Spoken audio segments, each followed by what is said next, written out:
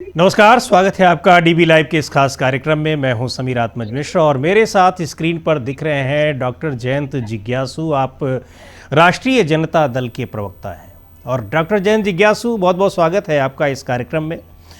और इस कार्यक्रम में आपको हमने इस लिए बुलाया है, आप आमंत्रित किया है बात करने के लिए कि ये जानने की कोशिश की जाए कि बांकीपुर दतिया विधानसभा दोनों जो चुनाव हुए हैं, इनकी बड़ी चर्चा हो रही है, खासकर बांकीपुर की जो पटना शहर की कॉन्स्टिट्यूएंसी है।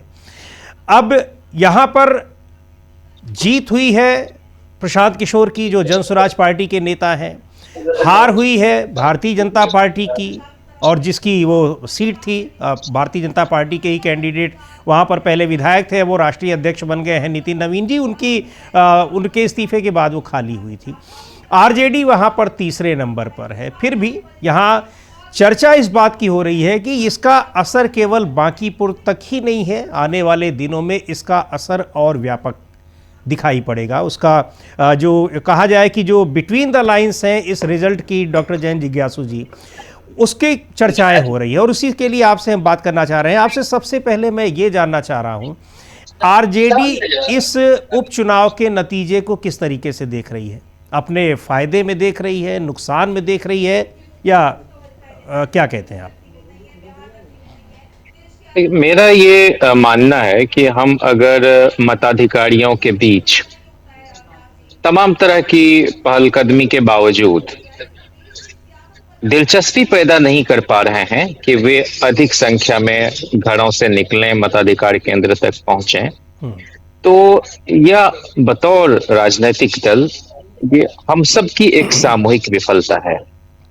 नहीं तो इतने लो टर्न आउट के बाद कोई नतीजा आए तो ये जमहूरियत की सेहत के लिए तो एक चिंता की बात है।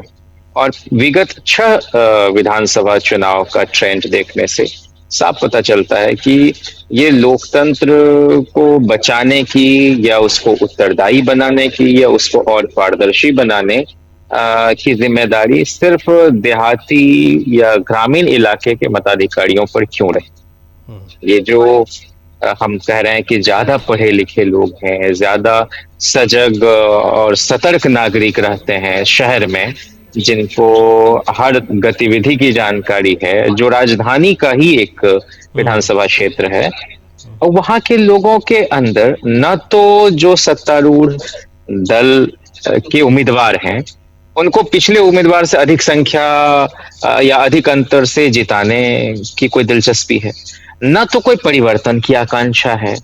तो ये जो एक उदासीनता है वहां के वोटर्स में, हम तो एक पार्टी के तौर पर मानते हैं कि ये इसको बदलने के लिए शायद हमको और ज्यादा रचनात्मक ढंग से अपने कैंपेन को या अपने जो जनसंपर्क को सामने रखना होगा आने वाले चुनावों में। बांकीपुर ही नहीं, और भी जगह अगर इस तरह की बात है शहरी इलाके में, तो एक तो ये बात। दूसरा जो आपने इशारा किया कि ये सिर्फ एक कॉन्स्टिट्यूएंसी विशेष तक इसका असर नहीं रहेगा, उसकी पर्याप्त वजह हैं। हम लोग एक संगठित विपक्षी दल की तरह काम करते हैं और देश के स्तर पर देखेंगे तो कांग्रेस पार्टी उस भूमिका में है, लेकिन सत्ता की ओर से ये एक कह लें कि बहुत ही मेथोडोलॉजिकली भी देखें तो कोशिश यह रहती है कि ऑर्गेनाइज्ड ओपोजिशन के बजाय हम एक ऐसा प्लेयर ला के खड़ा करें और उसको इतना स्पेस मिले और बहुत ही कोई लेवल प्लेइंग फील्ड नहीं नजर आए, इतना मैग्निफिकेशन के साथ उसको दिखाया जाए, उसके प्रचार को, उसकी विजिबिलिटी, उसका प्रेजेंस हर प्लेटफॉर्म पर, कि लगे कि यही तो हमारी आवाज माने विपक्ष की आवाज उठाता हुआ या जनता की आवाज उठाता हुआ दिखाई पड़ रहा है। तो इस पर्टिकुलर केस में भी आगे ऐसा हो तो यह कोई अचंभित करने वाली बात नहीं होगी। तो इस असर को तो हम देख पा रहे हैं, अभी से देख पा रहे हैं। और दतिया का आपने उदाहरण दिया, या एक और कॉन्स्टिट्यूएंसी में जहां बाई इलेक्शन था, तो सबसे ज्यादा बांकीपुर की ही चर्चा क्यों? क्योंकि यह जो एक देह भाषा है जनसुराज के नेता की, वो आक्रामक उसको आप कह लें कि मैस्कुलिनिटी को चेरिश करने वाला भी, और दंभ और अहंकार उनके चेहरे से झलकेगा, या सामने वाले को ये कि वो कमतर हैं जानकारी के मामले में, या अन्य बातों में, इसका एहसास करा देना सामने वाले को। और जैसे मान लीजिए हमारा पुरजोर विरोध है भारतीय जनता पार्टी से, उसकी विचारधारा से, उसके नीति, उसके कार्यक्रम से, लेकिन इस बात से तो कोई इनकार नहीं करेगा कि मनोज तिवारी 3 बार के सांसद हैं। और मनोज तिवारी को के साथ आपका जो भी रिश्ता हो सकता है वो शाहाबाद से हो, जहां से भी, लेकिन उनको तुम ताम करने के का हिमायती कोई भी एक रिस्पॉन्सिबल पॉलिटिकल पार्टी का कार्यकर्ता नहीं हो सकता, उसकी भाषा ही नहीं हो सकती है।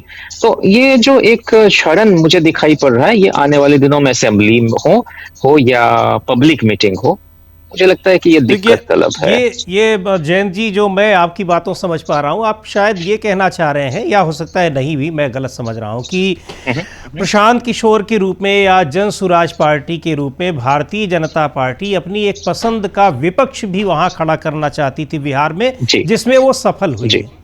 तो अगर ये है, अगर आपकी बातों का यही मतलब निकल रहा है, तो फिर ये तो राष्ट्रीय जनता दल जो वहाँ पर मुख्य विपक्षी पार्टी अभी है, हम गठबंधन की बात ना भी करें तो आरजेडी वहाँ मुख्य विपक्षी पार्टी है, तो फिर ये तो उसके लिए बीजेपी से ज़्यादा शॉकिंग खबर है अगर इस लिहाज से देखा जाए तो। ये बात तो हम लोग आरंभ से कह रहे हैं कि भारतीय जनता पार्टी का जितना भरोसेमंद सहयोगी प्रशांत किशोर या उनका जनसुराज है, उतना विश्वसनीय सहयोगी जनता दल यूनाइटेड नहीं है। इसलिए प्रशांत किशोर का कोई भी एंटीवर और उनकी ओर से किसी भी तरह का नैरेटिव गढ़ा जाना, ये सब भारतीय जनता पार्टी के पक्ष में जाता है। और इससे भी इनकार नहीं है कि एक जो हलचल देश की राजधानी में दिखाई पड़ी या अन्य अन्य इलाकों में, जो युवजन में एक आक्रोश रहा कि यह सरकार अकाउंटेबिलिटी फिक्स नहीं करती है और पेपर लीक होते हैं, तो लोग जो एकदम कहते हैं ना कि तात्कालिक ढंग का एक निर्णय कि नहीं, किसी भी सूरत में भारतीय जनता पार्टी को यहाँ से हरा। और कुछ तो उनकी पार्टी का अंदरूनी भी एक विरोधाभास झलकता था, जैसे प्रत्याशी को बदल दिया आयन वक्त पर, उससे भी अंदर कुछ ना कुछ तो हुआ ही होगा। और कई धड़े हैं वहां पर जो एक दूसरे के साथ सहज नहीं है, लेकिन हमको इन सब चीजों से ज्यादा जो एक इंट्रिग कर रही है शुरू से, वो ये कि हम लोग चाहते हैं कि जो अर्जित लोकतंत्र है उसको प्रबंधित लोकतंत्र में परिणत होने से बचाया जाए। लेकिन दुनिया भर में जिस तरह से पॉलिटिकल कंसल्टेंसी है या हायर करती हैं लोग कैंपेन के लिए या बूथ मैनेजमेंट के लिए, ये सब बिल्कुल एंटी डेमोक्रेसी कवायद है। और इसमें हो ये रहा है कि कार्यकर्ताओं की अपनी कोई स्वायत्तता नहीं बच रही है किसी भी दल में। और ये जो एक सबसे बड़ा नुकसान है, चुनाव होंगे, सरकार बन जाएगी, लेकिन अंततः जनता और सरकार के बीच योजक कड़ी का काम, कम से कम सत्तारूढ़ दल के बीच योजक का कड़ी का काम, या विपक्ष में भी अगर है तो जनता और उसके, वो तो कार्यकर्ता ही होते हैं। और कार्यकर्ता महत्वहीन हो जाए, कार्यकर्ताओं को अपनी भूमिका लगे कि हम भूमिका विहीन हो गए हैं, हमारी कोई आवश्यकता नहीं, हम बिल्कुल ही अप्रासंगिक हो गए हैं, जो कि बनाया जा रहा है, पूरे बाजार की ये साजिश है और कोई दल उससे अछूता नहीं है। इसको मैं आपके सामने सार्वजनिक रूप से स्वीकार कर रहा हूं। तो इससे हमारा दिल बुझता है। और प्रशांत किशोर के जन स्वराज के 2-3 साल की गतिविधियों के समय से ही इस बात को हम सब रेखांकित कर रहे थे। और अब जब वो विधायक बन गए हैं तो कई बार वो धीरे से इस बात को जिसको कहते हैं कि आपके अंदर निरूपित कर देने में कामयाब होने की कोशिश करते हैं, और कई बार हो भी जाते हैं कि नहीं, इसको ना बहुत अच्छे से मेटिकुलसली, बड़ी बारीकी से चुनाव को जैसे युद्ध की तरह लड़ा जाए, और उसमें ये हमारे लोग हैं, ये आपको जीत कर दे देंगे। जैसे कोई चुनाव, जैसे कोई पैकेज हो, इतने रुपये में हम आपको इतने बूथ की जिम्मेदारी लेते हैं या इतने पंचायत की, और उसके लोग सब घूमते रहते हैं। यूनिवर्सिटी वगैरह के भी लड़के सब जाते हैं, सब पेड एम्प्लॉई हैं। हम्म। तो ये कोई कम्युनिस्ट पार्टी की तरह तो होल टाइमर का कॉन्सेप्ट नहीं है, नहीं, दरमाहा बिल्कुल नहीं वाला। है। और ये तो एक बिल्कुल ये एक अलग डिस्कशन का, इस पर भी बात की जाएगी कभी। जी ये वास्तव में बहुत एक जी कहा जाए कि एक लोकतंत्र के लिए, जो हमारे यहाँ का चुनावी लोकतंत्र या दुनिया में कहीं भी है, उसके लिए एक गलत पैटर्न है। क्योंकि यहाँ पर आम कार्यकर्ता अपने को उपेक्षित महसूस करता है, और कई बार आम जनता जो मतदाता है उसके अपनी जो आकांक्षाएं, उसका अपना जो एजेंडा या जो उसकी पसंद होती है, जी कहीं ना कहीं वो भी उससे बिखर जाता है या बिखेर दिया जाता है। शुरू में अभी जी जी आपने बात जो कही बांकीपुर की कि 34% वहाँ बड़ी कम पोलिंग हुई, हालांकि उपचुनाव में जी कम होती, लेकिन ये उससे भी ज़्यादा ये बहुत कम रही निश्चित तौर पर। बीजेपी का एक उसको कह लीजिए कई चुनाव जीत रही है, तो उसको हम कह सकते हैं कि कहीं न कहीं उसको गढ़ था। जो वोटर्स का जो एक सामाजिक अगर उनकी पृष्ठभूमि देखा जाए तो वो था जो भारतीय जनता पार्टी को सूट करता था। इन सब के बाद नाराज़गी रही, उसके पीछे कारण बहुत से बताए जा रहे हैं। युवाओं छात्रों की नाराज़गी लगातार इस सरकार से हम देख रहे हैं, तो मे बी वो रिफ्लेक्ट वहाँ पर हुई हो। लेकिन जी मेरा जो सवाल आपसे है वो ये है कि ये जो नाराज़गी रिफ्लेक्ट हुई, वो अगर जन सुराज पार्टी की तरफ चली गई है, और यही पैटर्न अगर आगे भी रहा कि वहाँ पर युवा, वो चाहे जाति धर्म इन सारी चीज़ों को छोड़कर एक नए अल्टरनेटिव की तरफ जा रहा है, तो ऐसे में फिर आरजेडी की रणनीति क्या रहेगी, इंडिया गठबंधन की रणनीति क्या रहेगी? निश्चित तौर पर एक जो बड़ा हम कह लें कि एक सपना हम पेश करते हैं, और एक यूटोपिया भी रखते हैं कि दुनिया को ऐसा होना चाहिए, बिहार को ऐसा होना चाहिए, हमारे सपनों का बिहार ऐसा होगा। तो उसमें कई कारक हैं और कई क्षेत्र हैं जिसमें हम कहते हैं कि बेहतरी करेंगे, जिसमें शिक्षा, स्वास्थ्य, किसानी, ये तीन सबसे पहले आ रहे हैं, और उससे जुड़ा हुआ है रोजगार। तो 2020 के भी चुनाव में हमारी पार्टी या हमारा गठबंधन और गठबंधन के नेता तेजस्वी यादव जी लोगों को आश्वस्त करने में सफल रहे कि ये क्षेत्र ऐसे हैं जिसमें बिहार पिछड़ा हुआ है, और इसको हम ठीक कर सकते हैं, और लोगों को रोजगार देंगे। तो वहां रोजगार देने का मतलब है कि भाई उनकी क्रय शक्ति बढ़ेगी, और वो पैसा घूम घाम के उसी बिहार में रहेगा, और इससे हम इसको समृद्ध बना सकेंगे।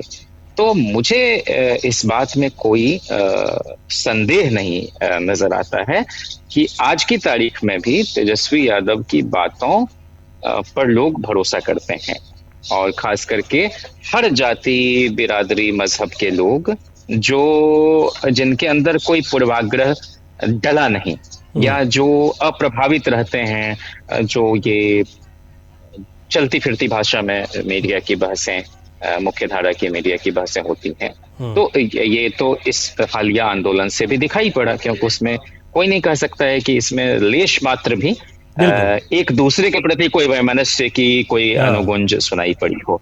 तो बिहार को भी हम सब लोग उसी दिशा में ले जाना चाहते हैं।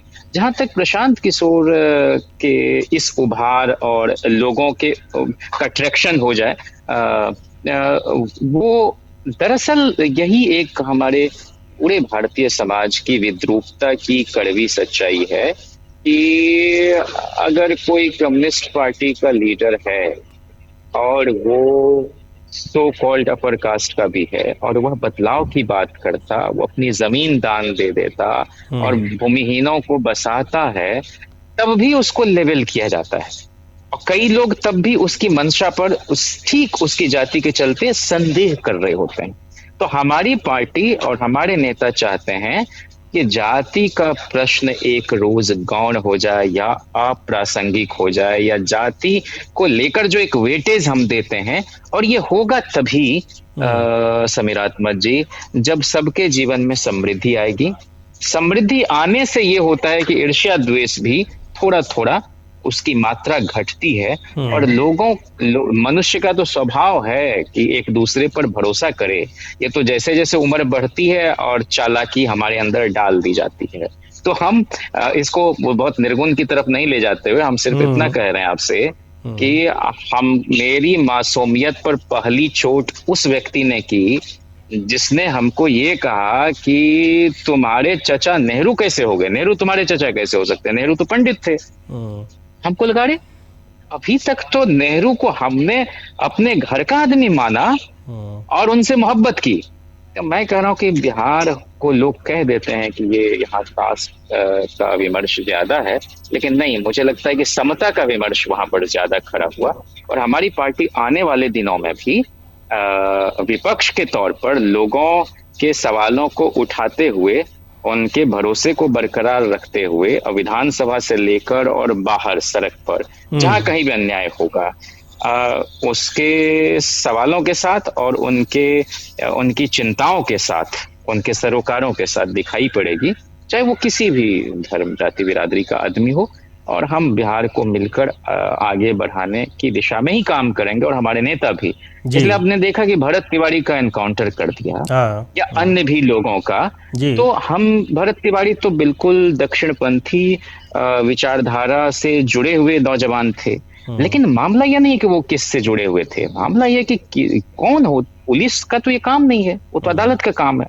दूसरा, आपने वादा खिलाफी की, उस निहत्थे आदमी को आपने एनकाउंटर किया उसका, और ये कहते हो कि हम कुछ नहीं करेंगे। तो ये जो दोहरा चरित्र है, और हमको एक इंटरव्यू का हवाला आपको दें, अभयानंद जी को एडीजी बनाया नीतीश जी ने, और पहली ही मुलाकात में वो कह रहे हैं, नीतीश जी ने कहा कि पुलिस का रुतबा बहाल करा दीजिए। तो अभयानंद ने कहा कि मुख्यमंत्री जी, पुलिस के रुतबे में और वर्दी की गुंडागर्दी में कोई अंतर नहीं है, रुतबा कानून का बहाल होगा बेहतर पुलिसिंग के जरिए, ये हम एश्योर कर सकते हैं आपसे। तो ये जो बिहार को भी यूपी की तर्ज पर ये लोग ले जाने की कोशिश कर रहे हैं और एक जाति के बारे में दूसरे जाति के मन में संदेह और घृणा पैदा कराने की स्टेट की तरफ से कोशिश हो रही है, और मुख्यमंत्री की भाषा बिल्कुल ही अखलाकी जिम्मेदारी और आईनी जिम्मेदारी के विपरीत है। इसी सब के खिलाफ हम लोग लगातार आवाज उठा रहे हैं। जी बिल्कुल। तो इसलिए प्रशांत किशोर भी अगर उठाएं तो वो उनको भी लोग सुनेंगे। और एक संगठित विपक्ष के तौर पर, जिसका अपना एक इतिहास है, समाजवाद का, लोकतंत्र का, धर्मनिरपेक्षता का, सामाजिक न्याय का, राष्ट्र निर्माण का, संस्थान निर्माण के जरिए राष्ट्र निर्माण का, और हम सब लोग राजद, कांग्रेस, माले, सीपीआई, सीपीएम, वीआईपी, ये इसका एक गठजोड़ है 6 दलों का। तो हमको लगता है कि इसी कारवां को हम आगे बढ़ाएं। अभी तो साल भर भी क्या नहीं है, 7-8 महीने, 7-8 महीने चुनाव के हुए हैं। सही आप कह रहे हैं। नहीं तो मेरा अगला सवाल उधर ही जा रहा था कि क्या ये जो विपक्ष का गठजोड़ है, तो प्रशांत किशोर भी उस गठजोड़ में शामिल हो सकते हैं क्या? क्योंकि आप एक तरफ आपने एक बात ये भी कही है कि प्रशांत किशोर के रूप में या जन स्वराज पार्टी, उनकी जो पार्टी है जन स्वराज के रूप में, भारतीय जनता पार्टी ने अपनी पसंद का एक विपक्ष तैयार कर लिया है या कर रही है। लेकिन क्या ये संभावना भी बन सकती है कि जो विपक्ष का वहां गठजोड़ है, जिसमें एनडीए के अलावा जो पार्टियां हैं, तो उस गठजोड़ में अब इनके आने की संभावना भी बढ़ जाती है? तो बढ़ जाती है तो क्या विपक्ष को मजबूती मिलेगी? नहीं, बातचीत के इस मोड़ पर एक बात मैं बहुत स्पष्ट करना चाहता हूं कि हमारे नजरिए में बहुत फर्क है, और हम सिर्फ साध्य की बात नहीं कर रहे हैं, मंजिल की बात नहीं कर रहे हैं, हम साधन की शुचिता पर भी जोर दे रहे हैं। और हमारी पार्टी गांधी के आदर्शों पर चलती है। गांव गरीब का जो दर्शन है उसको केंद्र में रख के हम काम करते हैं, और उसमें लोहिया का समाजवाद आता है और नेहरू की वैश्विक दृष्टि आती है। और इसमें बिल्कुल यह है कि व्यक्ति की गरिमा हम कायम रखेंगे, चाहे विपक्ष का भी नेता होगा तो बिलो द बेल्ट हिट नहीं करेंगे। प्रशांत जी के साथ जो बुनियादी दिक्कत है वो ये है कि यह देश पिछले 12 वर्षों से जो कुछ भी झेल रहा है आंतरिक और बाह्य मोर्चे पर और दुनिया के मानचित्र पर, जो हमारा माथा कभी कभी शर्म से झुकता है, या हम जो तनी हुई रीढ़ के साथ नेहरू के जमाने से भारत के इंटरेस्ट को, भारत के हित को रखते थे, खुददारी के साथ विदेश नीति को, वो नहीं कर पा रहे हैं। तो उसमें एक पापी तो प्रशांत भी हैं, और लगातार ट्रोल करना, स्लाइट करना पोजीशन को, और उनके बारे में मनगढ़ंत किससे गढ़ना, कि पप्पू हो या बाकी चीजें। 2014 के चुनाव कैंपेन में तो ये थे अंदर वॉर रूम में, हम्म। और ये सारी बीमारी लगाने वाले में ये थे। और अब आज ये कह रहे हैं कि मोदी गड़बड़ है, या सम्राट गड़बड़ है, या दिलीप जायसवाल गड़बड़ हैं, इस तरह से। तो हम कह रहे हैं कि जब तक आप उस मन स्थिति से बाहर नहीं आते, उस मानसिकता से बाहर नहीं आते, जब तक आप एहसास बर्तरी, सुपेरियोरिटी कॉम्प्लेक्स से बाहर नहीं। इन्होंने कहा कि ये सारे लोग पढ़े लिखे नहीं हो गए। ये मेरिटोक्रेसी नहीं है, ये डेमोक्रेसी है। और बुनियादी तौर पर औपचारिक शिक्षा जो विद्यालय, महाविद्यालय, विश्वविद्यालय में होती है, उस आधार पर ये कभी तय नहीं होता कि कोई अच्छा लीडर या लेजिस्लेटर बनेगा कि नहीं बनेगा। ऐसा होता है के कामराज तो बहुत पढ़े लिखे नहीं थे, कांग्रेस पार्टी के राष्ट्रीय अध्यक्ष रहे, तमिलनाडु में मिड डे मील लेकर आए, और कामराज फॉर्मूला भी लेके आ रहा है कि सरकार और संगठन के बीच समन्वय कैसे स्थापित किया जाए। तो मैं कह रहा हूं कि आप दूसरे को बिलिटिल करते हैं, छोटा दिखाते हैं। इस जहनियत से अगर आप बाहर आ जाएंगे तो निश्चित तौर पर कभी लीडरशिप के स्तर पर कोई ऐसी संभावना देखी जाएगी, तो ये तो उनके खाते का सवाल है, तो उस पर अभी मैं कुछ नहीं कहूंगा। नहीं, ठीक है। अभी हाँ। मैं इतना ही कह सकता हूं कि ये जो अप्रोच है ना, हाँ। ये अप्रोच बिल्कुल एंटीथेटिकल टू डेमोक्रेसी, लोकतांत्रिक मिजाज के बिल्कुल खिलाफ जाता है। उनका पूरा जो व्यवहार और अपने आप को जैसे पब्लिक लाइफ में बरतते हैं, उसमें ग्रेस का जो तत्व है बहुत कम हमको नजर आता है। ठीक है, मतलब आप हाँ, उसमें सुधार की जरूरत है। सुधार करते हैं तो आने में, उनके लिए भी हाँ जी, आने में यानी इस गठबंधन में आने में कोई गुरेज नहीं होगा गठबंधन के लोगों को। लेकिन अभी की अगर स्थिति देखा जाए जयंत जिज्ञासु जी, तो जो अब बिहार में आने वाले समय में कहीं ना कहीं ये बात भी इस चुनाव में दिखाई पड़ रही है कि आरजेडी ने एक उपचुनाव की ही तरह इसको लड़ा, कोई उसमें बहुत दिलचस्पी नहीं दिखाई। अब दिलचस्पी क्यों नहीं दिखाई, अब ये सवाल जाहिर सी बात है कि आरजेडी से ही हम पूछेंगे, यानी आपसे ही पूछेंगे कि क्या आप मानकर चल रहे थे कि प्रशांत किशोर मजबूत कैंडिडेट हैं, या आप ये मान के चल रहे थे कि बीजेपी की एक गढ़ है और शहरी सीट है तो उसका जीतना तय है, तो हम उसमें अपना इतना दिमाग, इतना संसाधन लगा कर क्या करें, या फिर कुछ कोई और वजह रही कि आपने उतनी गंभीरता से चुनाव नहीं लड़ा, या आरजेडी ने गंभीरता से चुनाव लड़ा और हमारे और तमाम लोगों को वो गंभीरता शायद दिखाई नहीं पड़ी? क्या कहेंगे आप इस पे? नहीं, चुनाव तो हमारी पार्टी गंभीरता से ही लड़ती है, हमारा गठबंधन भी, और हर चुनाव महत्वपूर्ण है, क्योंकि उस क्षेत्र के लिए तो वही सबसे बड़ा चुनाव है। उस क्षेत्र के मताधिकारियों के लिए तो वह उनके मुद्दों को सुलझाने के लिए एक प्रतिनिधि चुने जाएंगे, तो महत्वपूर्ण है। और तेजस्वी जी जब से मुख्य भूमिका में बतौर नेता हमारी पार्टी के आए हैं, तब से मैंने देखा कि जो लोकल बॉडी के जरिए एमएलसी का चुनाव होता है, विधान परिषद का, उसको भी बहुत ही शिद्दत से हमारी पार्टी लड़ती रही है। 2021 से तो मैंने देखा है, और उसमें जीत भी दर्ज हुई है। अभी खुद जो महासेठ नाम है उनका, राधा चरण सेठ, वो एमएलए हो गए, और हमारे उम्मीदवार वहां मुश्किल से 27 वोट से हार गए। संदेश एक क्षेत्र है आरा में, तो वो सीट जब खाली हुई तो उनके बेटे लड़ रहे थे एमएलसी का चुनाव जदयू से, एनडीए के उम्मीदवार के रूप में। वहां एक हमारी पार्टी ने जिनको उम्मीदवार बनाया, उनकी जीत हुई। तो ये सम्राट चौधरी जी के मुख्यमंत्री बनने के बाद जो 2 बाई इलेक्शन हुए हैं, उन दोनों में हार हुई। एक में आरजेडी की जीत हुई है, दूसरे में जनसुराज की जीत हुई है। तो और संसाधन के मामले में भी मैं कहूं कि जो हमारी प्रत्याशी वहां थी, रेखा गुप्ता, बहुत नफीस इंसान है, बहुत शालीन है, और पिछली मर्तबा भी उनको 40,000 से अधिक मत आए थे। तो संसाधन के मामले में भी कोई कमी नहीं रहने दी गई, और वहां तो एकदम वार्ड संख्या के हिसाब से पार्टी पदाधिकारियों को बाकायदा जनसंपर्क और प्रचार के लिए लगाया गया था। और लीडर जो हैं यहाँ, अब ये रहा कुछ ऐसा कोइंसिडेंस की यहाँ नहीं थे, लेकिन जब आए यहाँ तो 2 दिन उन्होंने भी सघन जनसंपर्क किया। तो चुनाव तो गंभीरता से ही हमने लड़ा, लेकिन जैसा मैंने आरंभ में कहा कि ये हम सबको देखना है कि चुनाव जो खर्चीला लगातार होता जा रहा है, और जैसे जैसे लोकतंत्र की आयु बढ़ रही है, और जो देश के नागरिक हैं उनकी भी चेतना और ज्यादा संपन्न हो रही है, वैसे वैसे लोकतंत्र उनसे दूर होता चला जा रहा है और ये अमीर लोगों का ही खेल बनता जा रहा है। कोई हिम्मत नहीं कर पाएगा। कोई कारू का खजाना लेकर मुलायम सिंह यादव नहीं आए थे। कारू का खजाना शरद यादव, रामविलास पासवान, लालू प्रसाद, नीतीश कुमार के पास नहीं था, लेकिन हिम्मत इसलिए हुई कि संगठन मजबूत था और संगठन हमेशा संभावनाशील व्यक्तियों को आगे करता था। भले सुक्खू रानी चुनाव हार गई ग्वालियर में, लेकिन प्रयोग लोहिया ने, राज माता कहते थे लोग विजया राजे सिंधिया जी को, उनके खिलाफ लड़ाया और अपने क्षेत्र में जितना प्रचार उन्होंने नहीं किया उससे ज्यादा सुक्खू रानी के इलाके में किया।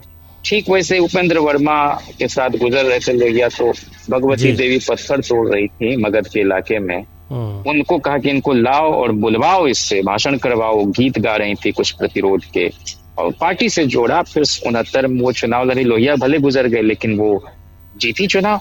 और सुक्खू रानी के बारे में कहते हैं प्रोफेसर आनंद कुमार साहब, जो हमारे टीचर रहे जेएनयू में, कि उनके पोते की पत्नी से वो मिले, मध्य प्रदेश गए, वो आई और बोले कि सर मैं सुक्खू रानी के परिवार से, और मिनिस्टर हो गई। तो उन्होंने कहा कि लोहिया बर्बाद हो गए, पार्टी टूट गई, लेकिन लोहिया का अरमान जिंदा रहा और वह प्रयोग आज जिंदा है। हम कह रहे हैं क्या लोहिया का प्रयोग इतने वर्षों के बाद निष्फल जाएगा और अडानी अंबानी के रहमो करम पर पलने वाली पार्टियां इस तरह से लोगों के अरमानों को कुचलेंगी कि जनसाधारण कोई इस देश के लोकतंत्र का पहरेदार नहीं हो पाएगा और वो संविधान का प्रहरी नहीं बन पाएगा, और जिसको चाहेंगे मातबर लोग उसको जिताएंगे, जिस पार्टी को चाहेंगे चंदा देंगे अफरात में, और बाकी लोग ऐसे ही मुखदर्शक की भूमिका में रह जाएंगे। तो कैसे इससे कैसे लड़ेंगी फिर जो विपक्षी पार्टियां, इस समय की विपक्षी पार्टियां हैं? चूंकि जाहिर सी बात है कि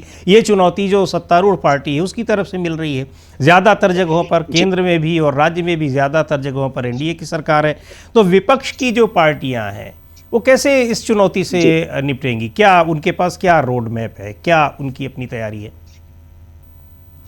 मेरा ख्याल है कि नैतिक बल और अपने पार्टी के समर्पित कार्यकर्ताओं पर भरोसा, आंख मूंद कर भरोसा और अभिनव प्रयोग। हम जीत जाएंगे, हम जनता का विश्वास अर्जित करेंगे। जनता को जब तक लगता है कि लीडर के अंदर मोरल कंपास है और यह नेता नैतिक रूप से बहुत सबल है, नैतिक ऊर्जा और नैतिक बल से बड़ी कोई ताकत इस दुनिया में नहीं है। अब इसी दिल्ली में तो झुकाने की कोशिश की सरकार ने, लेकिन उन तरुणों को, तरुणियों को, उनकी जो विपुल ऊर्जा है उसके सामने नहीं चल पाया। दुनिया की ताकतवर से ताकतवर हुकूमत सबको एक साथ खड़े करके गोली नहीं मार सकती, सबको खरीदा नहीं जा सकता है। आज भी हम देखते हैं जब गांव समाज में जाते हैं, चौपाल लगाते हैं, तो हमारे पास तो कोई वो बड़े बड़े मंच मोदी जी की तरह नहीं होते हैं, लेकिन लोग सुनते हैं और वो सब बहुत ही संजीदा लोग होते हैं। तो उसको ये है कि यह जो नौजवान है इसके पास साधन नहीं है, लेकिन ये इसके पास एक ख्वाब है और बेहतर दुनिया बनाने का, और एक ऐसी पार्टी से भी जुड़ा हुआ है जिसके पास भी कोई बहुत चंदा नहीं है। तो चंदा तो सिर्फ अभी बीजेपी के पास है, थोड़ा बहुत टीएमसी, थोड़ा कांग्रेस, यही था, बाकी सबके पास तो कहाँ उस तरह से है। तो आपने जो कहा, मुझे लगता है कि नेतृत्व के स्तर पर भी, पार्टी के स्तर पर भी विचारधारा का अभिसिंचन जब ईमानदारी से होगा, तो मैं नहीं समझता हूं कि आज भी अगर अंबानी भी चाहेगा तो 543 लोग अपने जितवा सकेगा, नहीं जिता सकता है। इसका मतलब है कि लोगों के अंदर मोरालिटी जिंदा है। तो हमको लगता है कि इस तरह से अगर हम काम करें तो अभी भी सब कुछ लूटा पिटा नहीं है, हम वापस आ सकते हैं और वापस आएंगे। 30 ही एमपी 24 में कम रह गए थे, 30 एमपी और होते तो सरकार में हम आ सकते थे, या कुछ साथी अगर उधर नहीं जाते तो आ सकते थे। तो इनको बिल्कुल हराया जा सकता है। और ये जो उपचुनाव के नतीजे हैं, मैं उसको लोकतंत्र के लिए एक आवश्यक जो बीच बीच में हलकदमी होती है और जो हुई उसके हासिल के रूप में भी देखता हूँ। जी, बहुत बहुत शुक्रिया जैन जिज्ञासु जी इस बातचीत के लिए। बहुत महत्वपूर्ण बातें आपसे, राजनीति के इतर भी बहुत सारी बातें हुई। बहुत बहुत धन्यवाद। नमस्कार। बहुत शुक्रिया। नमस्ते।